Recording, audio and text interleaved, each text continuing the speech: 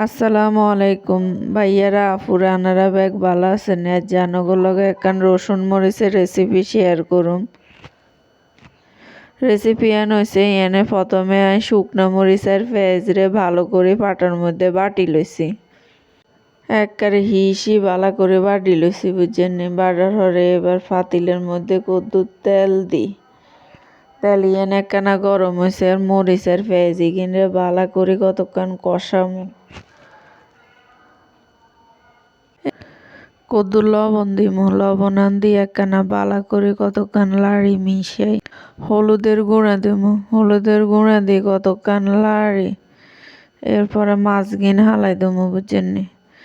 এনে বড় রুই মাছের টুকরা করছি দিয়ে কতখানি গিন আবার মিশাই লাড়ি। এর ভিতরে কদ্দু টমাটো হালাই দেবো। টমাটো গুন দিয়ে কতক্ষণ ডাকনা দিয়ে রেখছি। ডাকনা নৌড়ে এর ভিতরে কদ্দুর পানি দিছি।